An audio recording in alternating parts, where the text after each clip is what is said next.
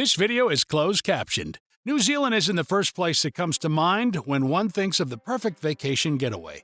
But it is still a pretty exotic, nice place to visit, and you definitely should consider visiting it at least once in your lifetime. One of New Zealand's best cities is Auckland. It is ideal for tourists who are in search of an array of attractions in the same city.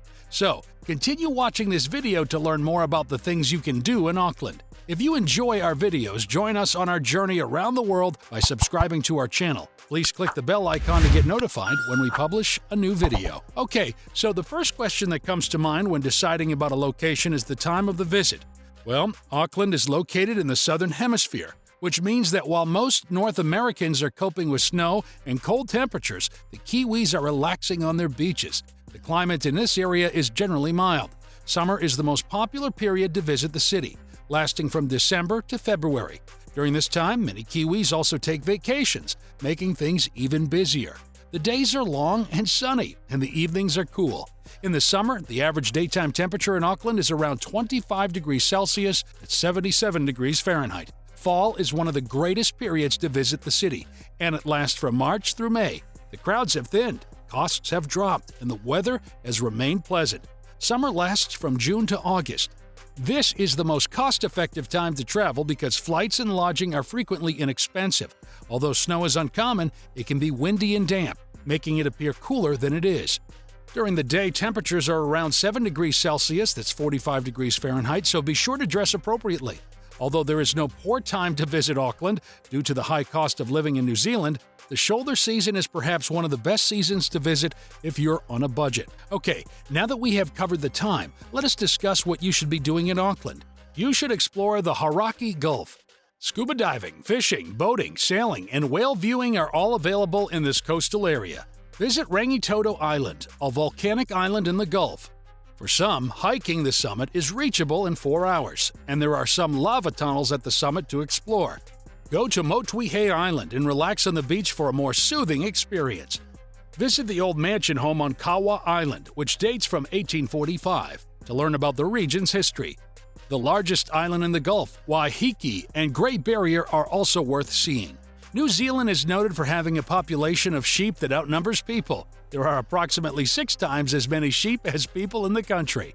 Sheep have a significant economic role in the country, which is why a trip to Sheep World is recommended. It's a modest family farm 45 minutes by bus from Auckland.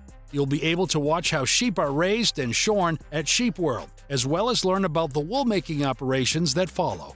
The cost of admission is 24 New Zealand dollars.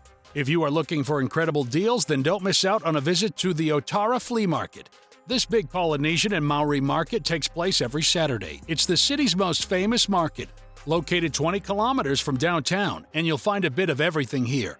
There are some fantastic bargains to be had here, as well as delicious dishes and snacks. Another great place to visit in the Museum of Transport and Technology. It is an interactive science and technology museum with over 300,000 items and exhibits dating back to the early 1900s, including steam engines, antique trams, and aircraft. The cost of admission is 19 New Zealand dollars. Auckland even has something for history buffs. The Howick Historical Village is a museum that depicts colonial life in New Zealand. Staff is clothed in mid-19th century period costumes to provide a historically accurate and immersive experience. It's a touch cheesy, but it's entertaining for youngsters and educational too. They have a blacksmith, a makeshift classroom, and even a dummy army.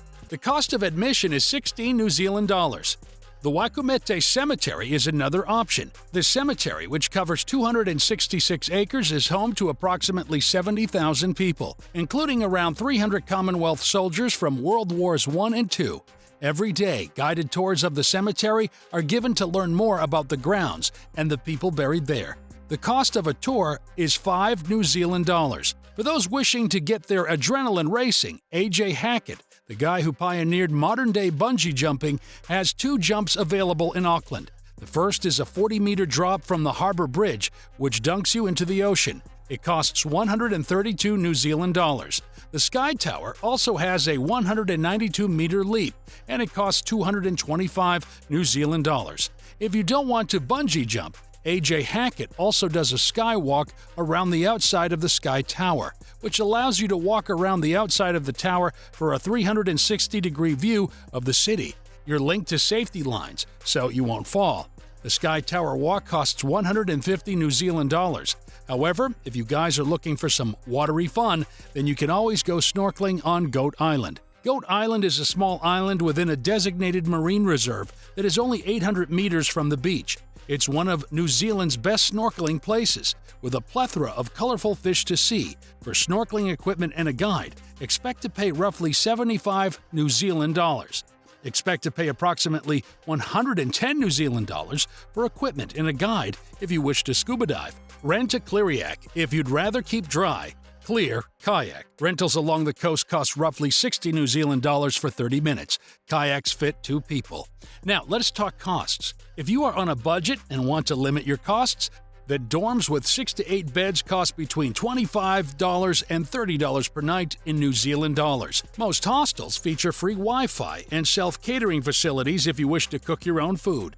Only a few hostels offer complimentary breakfast, so book those hostels ahead of time if that's a priority for you. The cost of a private room starts at 75 New Zealand dollars. If you still think this is expensive then, outside of the city, there are various campgrounds with fees starting at 10 New Zealand dollars per night for a basic spot, a flat space for a tent, usually without electricity. There are plenty of free overnight parking spots in and around the city if you're driving a self-contained camper van, one with its own water supply and bathroom. You may locate them with the Park 4 Night app. If hostels aren't your thing, then you can always consider booking a hotel. Prices for a 2-star economy hotel start at 80 New Zealand dollars per night. These generally come with free Wi-Fi. However, 2-star hotels are uncommon in Auckland. 3-star hotels are far from frequent, with nightly rates of roughly 100 New Zealand dollars. Private rooms start at 40 New Zealand dollars per night on Airbnb, while they average closer to 80 New Zealand dollars per night in the city. Expect to pay at least 90 New Zealand dollars each night for a whole house apartment. With the living expenses covered, let us now talk about our daily expenditure on food. Seafood, lamb, fish and chips, and Maori hangi are among the most popular dishes in Auckland. Roast lamb, mussels, scallops, oysters, and snapper are just a few of the dishes on the menu. Auckland features a diverse range of ethnic cuisines, including sushi, Korean, Thai, and Chinese cuisines.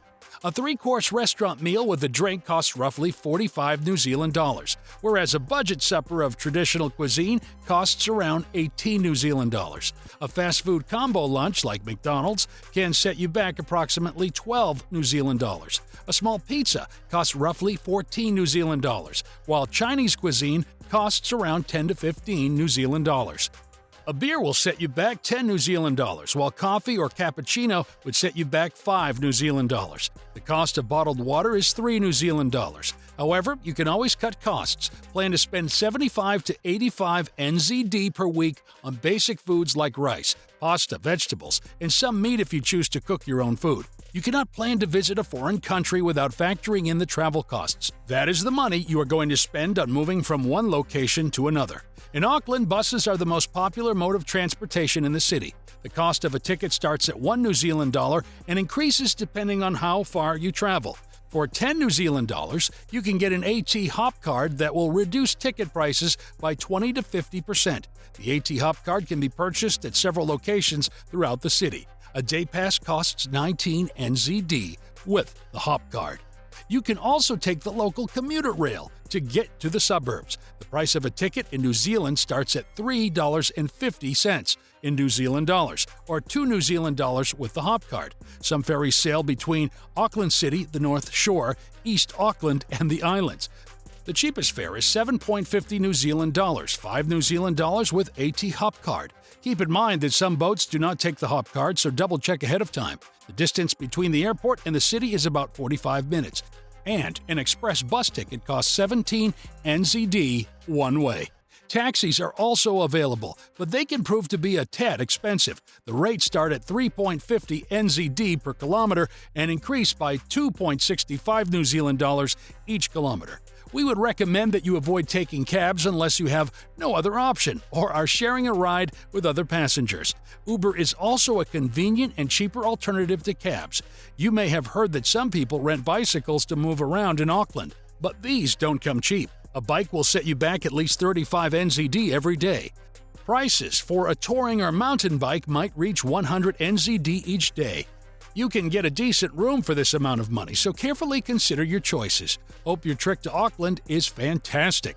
We hope you enjoyed this video. Which place would you like to visit from the list? Let us know in the comment section below the video. And if you like the video, be sure to subscribe and turn on the bell notifications so you will be the first to know when we publish a new video. Thanks for watching.